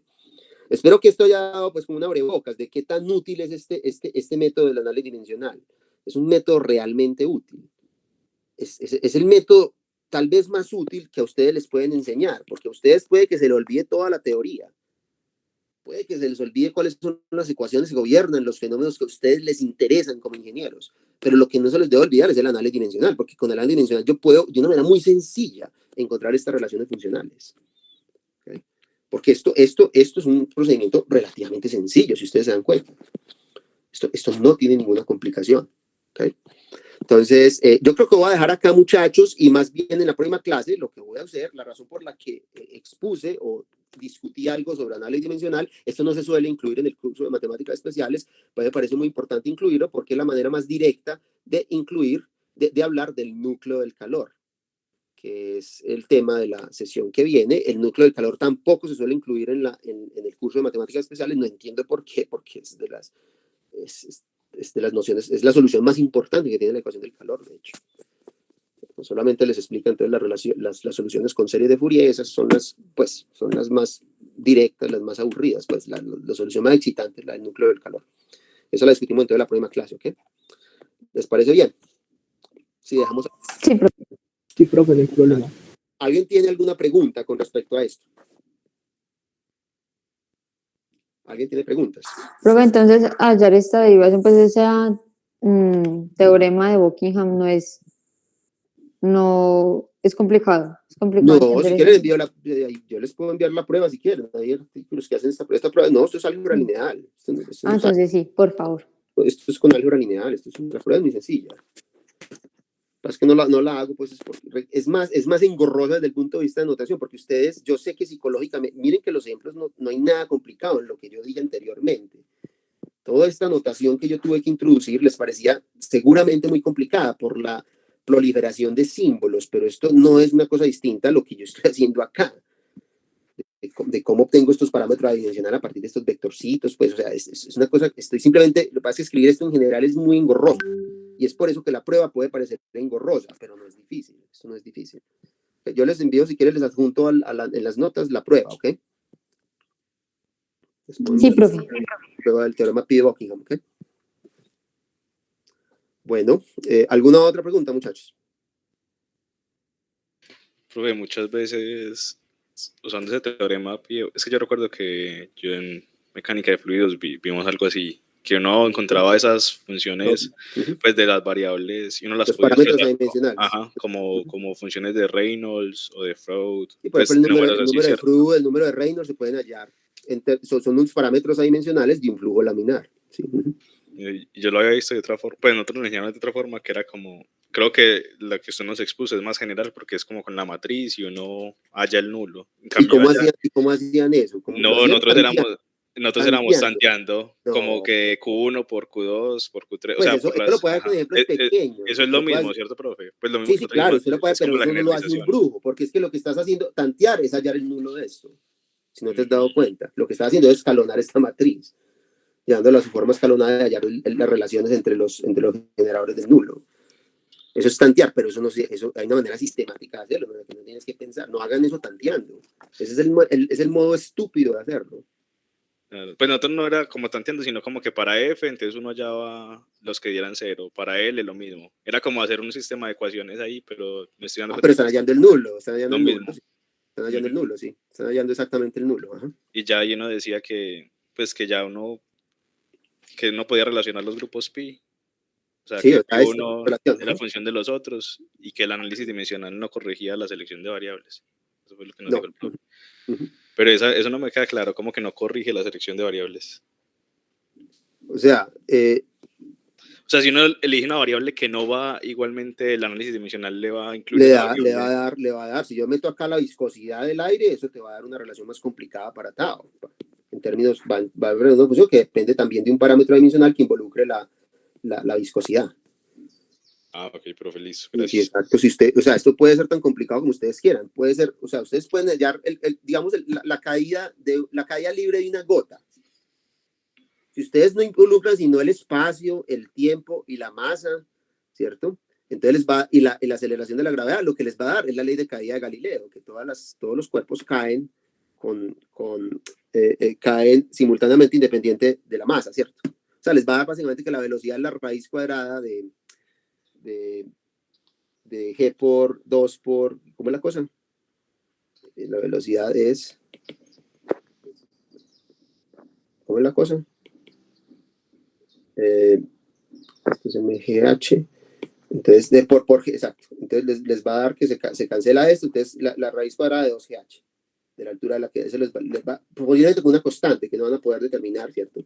Pero les va a dar la ley de caída de este tipo, ¿cierto?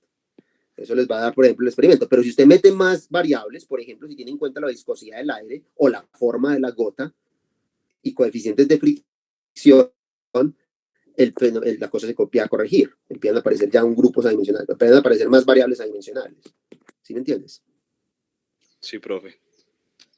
Entonces, miren que yo para solucionar el problema de la caída de una gota, yo usé la ley de Newton, ¿cierto? Pero la ley de Newton estaba suponiendo que estaba trabajando en el vacío, básicamente, que aquí no hay ningún medio que le haga resistencia a este cuerpo en caída. Eso no es cierto. Ustedes saben que hay una cierta resistencia que el aire hace por el hecho de que esto es un fluido. Si usted quiere resolver el problema con todas las variables, tiene que recurrir a la mecánica de fluidos. El problema es difícil, ¿cierto? Sí. Pero el análisis dimensional te puede dar la respuesta funcional del problema. Funcional, repito, funcional quiere decir módulo, posiblemente una función que uno tiene que hallar haciendo experimentos. ¿Ok? ¿Está claro? Sí, profe. Listo, muchachos. ¿Alguna otra pregunta? Profe, esa función se halla, digamos, cuando uno se lo experimentó utilizando polinomios interpoladores. Sí. Polinomio, no tiene que ser polinomio, usted puede interpolar con muchas cosas, ¿sabes? Con interpoladores de Lagrange, hay muchas maneras de interpolar eso, ¿sí? Pero la manera más fácil es hacer regresiones lineales, ¿no? Si usted sabe por ejemplo, mire que en este caso uno sabe que, por ejemplo, hay veces que uno puede intuir que esta función va a ser lineal en esta cosa, como lo es efectivamente en este caso, miren que es lineal en este parámetro. La dependencia es lineal, entonces uno puede hacer una interpolación lineal, ¿cierto? Si usted sospecha que algo es exponencial en algo, entonces lo que uno hace es una regresión logarítmica, etcétera. Uno empieza a ver, pues esta gente que hace experimentos es muy experta en, al ver la nube de datos, qué tipo de regresión tienen que hacer. Ellos se vuelven muy buenos en eso. Pero hay varias maneras de hacerlo, pues. Eso es otra ciencia, digamos. Es una ciencia ya distinta. Eso también lo enseñan en cursos de eso, de física experimental, cosas así. Eso lo enseño, no, yo creo que yo estudié eso incluso en ingeniería, cuando estaba viendo laboratorio, el fluido está en un laboratorio, no sé si todavía tiene un laboratorio. Todavía hay laboratorio de fluidos. Pues mejor dicho, la materia, ¿cómo? La materia mecánica de fluidos venía acompañada, era una materia de 6 horas, creo, y venía acompañada de un laboratorio. En el laboratorio no le enseñaban métodos, pues no le enseñaban, por ejemplo, cómo se propagan los errores en esto lo enseño yo usualmente en cálculo de varias variables, cómo se propagan los errores en las mediciones. O sea, uno utiliza el concepto de diferencial para hallar esta propagación de errores en todas las variables que uno mide, cómo se hacen interpolaciones de datos para hallar relaciones funcionales, etc. Eso lo vi yo en mecánica de fluidos y en estructuras. También había un laboratorio en hormigón. Casi todas las materias que yo vi tenían laboratorio. Creo que también, sí, en fluidos todavía se ve eso y yo vi algo que era, es que similitud. Que uno análisis de similitud, sí, pero ese es para hacer modelo a escala, sí. Ese está relacionado con el análisis dimensional, sí. Sí. Sí. Sí. Bueno, ¿alguna otra pregunta?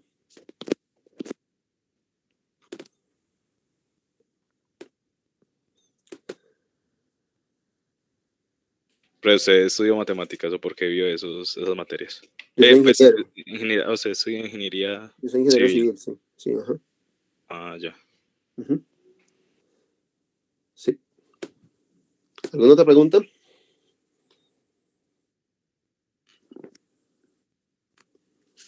No, pero creo que ya está muy claro. Listo, muy bien, listo. Entonces, la idea es aplicar este método para encontrar una solución, tal vez la solución más importante de la ecuación del calor, que se conoce con el nombre del núcleo del calor. ¿Okay? Lo hacemos entonces en la próxima sesión. ¿Okay? Entonces, por el momento, no voy a enviarle la sesión porque voy a seguir escribiendo en esta clase para terminar el tema, pues ya que el título es con núcleo del calor, yo agrego entonces, esta sesión la envío o la agrego en la carpeta el próximo jueves, ¿ok? Y lo otro es que la próxima semana creo que no va a haber clase el martes, la próxima semana, ¿ok? Yo les estoy confirmando, pero creo que no va a haber clase el martes. ¿Ok? ¿Alguna otra pregunta? Listo, Bueno, nosotros vamos- acuérdate lo de la demostración de Buckingham. Ah, sí, yo por les favor. incluyo la prueba. Sí. Ujú. Listo. Profe, yo tengo una duda. ¿Cuándo se va a subir el tercer taller para empezarle a trabajar un poquito? Apenas termine esta parte, porque que incluye esto. Ok. Listo, apenas, yo creo que la próxima semana los incluyo. Les pongo el taller. Listo. Bueno, nosotros estamos al día con las clases, no nos había quedado faltando una. Creo que, no, hasta el momento creo que estamos al día, pero sí me gustaría dar una clase extra porque esta clase normalmente yo la hago en una. ¿Ok? Ok, de acuerdo. Depende pues de lo que queramos ver, pero estamos al día, nosotros estamos bien con las clases. Con las clases estamos bien, estamos al día. Está bien. Ujú. Pues no hay problema con dar otra clase, pero yo no tengo problema. Sí, damos una clase, pues es que ya depende de qué tan lejos queramos que lleguemos con el último tema, que es o sea, el curso yo lo termino sobrado, las clases me dan para terminar el curso, lo que es el contenido básico del curso de matemáticas especiales, pero lo que me gusta es hacerlo extra, que es la teoría de perturbaciones. Entonces ahí vemos, ¿ok? Estoy probado de acuerdo. O sea que en los talleres no va a entrar lo de teoría de perturbaciones. No, sí, yo quiero que un taller de teoría de perturbaciones, yo creo que Listo. sí. No, sí entra pues, pero es que tan lejos llegamos, qué tan profundo quieren que lleguemos, qué tantos problemas quieren que resolvamos. Pues a mí no me choca llegar hasta muy lejos. Pues así toca dar muchas clases más, pero ya depende igual. No tiene que dar muchas clases, pero sino que pues se descuadra un poquito. No, pero es que de todas maneras nosotros tenemos 32 semanas y las clases que yo tengo el curso programado para 28 clases. O sea que yo estoy bien, creo. Yo creo que no hay problema. Pero yo pienso que, pues la mayoría de los que estamos acá, no sé si Sí. somos de ingeniería o no. Pues yo hablo por mí. Sí. Pues a mí me gustan mucho las matemáticas, pero también me gustaría mucho como que sigamos haciendo problemas donde vamos que realmente podamos aplicar todo lo que nos vas a enseñar como Sí, algo más. Por ejemplo, no sé, habían comentado por ahí que vos antes ponías, el último taller era como un problema más aplicativo, como que un problema que uno escogiera y ya, pero Sí, se dijiste puede que devolver la paz. Sí, como la que idea es esa, la teoría de perturbaciones es el método que ustedes tienen para resolver cualquier problema. entonces sí, pues Cualquier yo no tengo problema difícil, problema. cualquier problema difícil. O sea, un problema realmente difícil, en el que los métodos analíticos explotan, no funcionan. Entonces, la teoría de perturbación es lo que se tiene que coger mano. Pues hay dos opciones. Está la teoría, métodos numéricos o la teoría de perturbaciones. Los métodos numéricos tienen el problema de que encuentran solo soluciones aproximadas. Mientras que la propuesta y la promesa que hace el método perturbativo es mucho más tentadora y mucho más interesante, porque el problema perturbativo te dice a ti que te da la solución exacta hasta el orden de aproximación que tú quieras. Entonces yo quiero la solución exacta hasta 10 cifras decimales, el método perturbativo te da la solución exacta hasta 10 cifras decimales. Que la quiera 30 cifras decimales, el método perturbativo te da la solución a 30 cifras decimales, ¿cierto? Eso no lo hace nunca el método numérico. El método numérico de entrada se está comprometido solamente a darte una solución aproximada. Sí. Y hay un error, siempre hay un error. Mientras que en la teoría de perturbaciones el error se puede reducir tanto como tú estés dispuesto a trabajar, ¿cierto?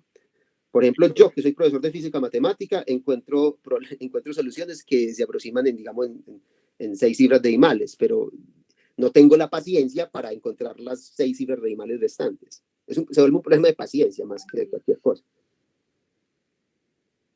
Claro, pues entonces yo decía como que no, pues no hay problema que lleguemos haciendo Sí, más. se puede hacer, ejercicios. o sea, los problemas perturbativos se pueden solucionar tantos como que, o sea, uno puede encontrar problemas en ingeniería aplicada, porque eso se está haciendo muy en la actualidad, pues, o sea, problemas en medios porosos, en pozos petroleros, pero lo que pasa es que aquí, pues, hay un pequeño sesgo. Hay un sesgo y el sesgo es que yo escogería problemas en los que yo me siento más cómodo, ¿cierto? Y me siento más protegido.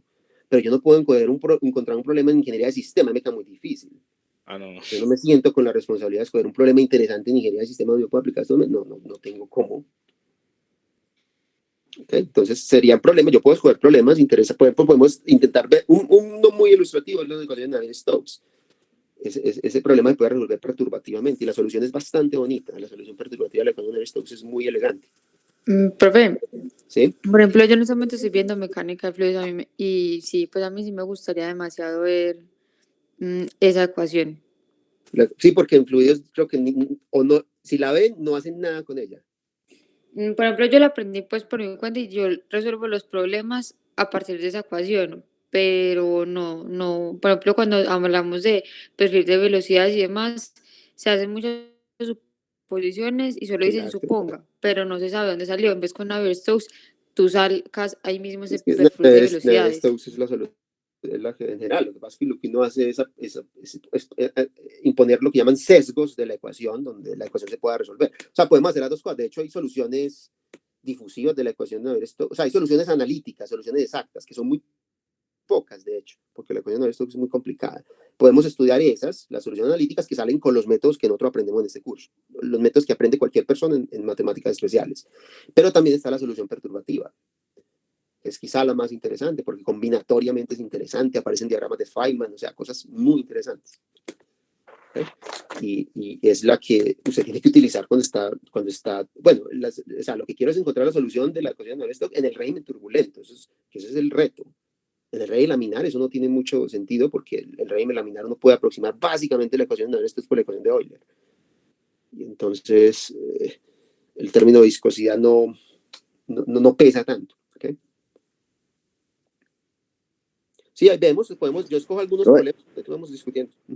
Y la teoría de perturbaciones es la misma en la que se basa en la física matemática, pues cuando uno habla de lagrangianos, de miltonianos, algo así. Sí, o sea, la teoría perturbativa no pertenece a nadie, es un método genérico, una filosofía para resolver problemas muy difíciles, de la manera como lo voy a presentar. O sea, la idea básica es que tiene un problema muy difícil, pero si usted lo perturba, o sea, si usted introduce un parámetro de manera inteligente, de tal manera que la ecuación cuando el parámetro es igual a 0 sea fácil de resolver, entonces uno puede resolver cualquier problema de ese modo. Lo que pasa es que ese método está muy extendido en física teórica porque es el método que uno utiliza para resolver la teoría cuántica de campos.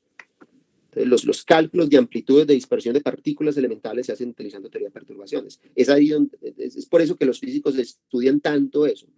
Pero es un método que no pertenece a ellos, es una filosofía general. Ese método se introdujo para poder estudiar las órbitas planetarias y entender muy bien las perturbaciones. O sea, con ese método, por ejemplo, se derivó la existencia de Urano. Ese planeta no se conocía, no era observable, pero el estudio de la teoría de perturbaciones del problema de tres cuerpos, de las ecuaciones que dan la ley de la gravitación universal de Newton, daba a entender, o de ahí se podía inferir la existencia de un planeta. Tenía que existir un otro planeta para dar respuesta a las pequeñas anomalías y perturbaciones que generaban en los demás. Entonces miren que ese método es tan poderoso que permite incluso inferir la existencia de un nuevo planeta. Lo que pasa es que luego se observó, ¿cierto? El planeta se observó en el siglo XIX, eso es en la época de Gauss, es en la época de Hegel, porque Hegel de hecho tiene una demostración usando dialéctica de que solo existían 6 planetas en el sistema solar, o sea, la Tierra y los otros 5. Y por supuesto eso era falso, ¿cierto? Profe, hablando de un noveno planeta, eso también lo dicen por cosas de ese estilo, por teoría la teoría de perturbaciones te dice a ti cuántos cuerpos celestes hay, o sea, las mediciones te permiten a ti concluir que debe haber más cuerpos celestes. O sea, ese noveno planeta es un hecho que debe existir. Pues, o sea, la matemática te lo dice, sí, en esto los datos experimentales de la matemática se ajustan casi que de manera perfecta, pues. Ya. Sí, o sea, la teoría de perturbaciones permite calcular el momento angular del electrón, por ejemplo, con un resultado, o sea, usted calcula el resultado teórico, te da un número, digamos que tiene 17 cifras decimales, calcula el resultado experimental y en esas 17 cifras decimales coinciden. Es por eso que la electrodinámica cuántica es la teoría más perfecta que el ser humano ha creado en el sentido ingenieril de la palabra, o sea, en que los resultados que usted calcula y los resultados experimentales coinciden a un orden de precisión asombroso. O sea, hay una analogía buena y es que eso es como medir la distancia de Los Ángeles a Nueva York con un pelo de error. Así de buena es la teoría. Tenemos una teoría realmente muy buena. Y eso lo proporciona la teoría de perturbaciones. Profe, sobre lo que decía el compañero Jonathan, pues uno pues como que bases matemáticas necesita como que para poder aprender cálculo variacional, por lo que él hablaba de los lagrangianos y todo. No, nada. De hecho, yo les enseñé a mis estudiantes de matemáticas especiales el semestre pasado cálculo variacional. Nada, cálculo en varias variables. Y un poquito de madurez, porque el cálculo variacional es básicamente un escalón más allá de lo que ustedes aprendieron en sus cursos de cálculo. Ustedes aprendieron el problema de optimización de una función de un número finito de variables, y ustedes optimizaban eso calculando, digamos, los mínimos de esa función con unos métodos predeterminados. El cálculo de variaciones, en su lugar, se ocupa de funciones funciones, lo que uno llama funcionales. O sea, es una función cuyos argumentos son funciones, y por lo tanto hay que desarrollar un nuevo cálculo para poder entender qué significa optimizar una función de ese tipo. Y el cálculo variacional es el que está detrás, pues, de toda la física teórica y de toda la ingeniería, si quieren. O sea, todas las ecuaciones de la ingeniería pueden ver como ecuaciones de Euler-Lagrange y un problema variacional dado. Y ese es el punto de partida para los métodos numéricos, a propósito. Cuando uno utiliza el método de penalización del Galerkin, los métodos de elementos finitos ponderados, uno parte de una formulación variacional del problema. Sin la formulación variacional del problema, tú no puedes empezar a hacer el método numérico. Y eso es una laguna que les queda a los ingenieros. Yo conocí mucha gente que se volvía ingenieros que estudiaban elementos finitos y sabían muy bien, pues, la implementación computacional de la cosa y cuál es el algoritmo y los pasos que tenían que seguir, pero no entendían el contexto. Y para entender el contexto tienes que entender el cálculo de variaciones. O sea, el cálculo de variaciones es importantísimo. Eso debería ser una materia obligatoria en ingeniería. Y lo es en muchas universidades, pero acá nunca lo ha sido. En Colombia nunca lo ha sido. Pues sí, tanta cosa interesante que para aprender. ¿Dónde puede encontrar eso? Toda esa información.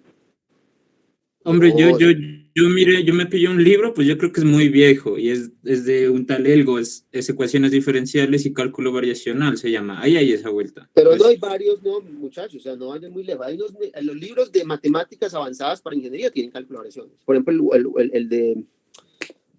No el de Crazy, el que estamos estudiando en este curso, ese no tiene cálculo de variaciones, pero hay un libro, no recuerdo el autor, tengo que buscarlo, creo que será Searle, de pronto es Searle, el mismo que escribió el libro de ecuaciones diferenciales. Hay un libro hay varios libros, hay varios libros de métodos avanzados para ingeniería donde se exponen, pues no solo lo que les estoy enseñando yo en este curso, sino que exponen también variable compleja y cálculo de variaciones, porque son otros dos métodos que los ingenieros necesitan manejar. ¿Okay? Yo he escuchado de otro que es como de tres autores, uno que se llama Riley, Hobson y Benz, creo que es. No, pero es que libros de métodos avanzados para ingeniería hay muchos, o sea, son docenas de libros, o sea, hay que buscar, yo lo busco y se los envío. Sí, les envío la referencia, yo no les puedo enviar el libro en físico, pero sí les puedo enviar la referencia para si quieren ver calculación, o sea, eso cae entre los métodos o sea, el que haya visto cálculo en varias variables puede dar un curso de cálculo en variación. Como les dije, yo les enseñé eso a mis estudiantes el semestre pasado en matemáticas especiales, porque no pude dar lo de perturbaciones por lo del paro, entonces decidí hacer unas clases extras sobre el cálculo de variaciones. Si quieren lo estudiamos también aquí, eso no es problema. Pues a mí no me choca, por mí que estudiamos todo eso. Bueno, ahí vemos, el problema del tiempo, pues, ¿ok? Pero ahí vemos, de pronto si queda tiempo, si hay tiempo y hay disposición, hacemos entonces unas clases extras sobre cálculo de variaciones. Listo, profe, perfecto, ojalá que sí. Listo muchachos, yo ya me tengo que ir, entonces estamos hablando, ¿ok? Profe, muchas gracias. Hasta luego. Gracias, profe. Listo, hasta luego.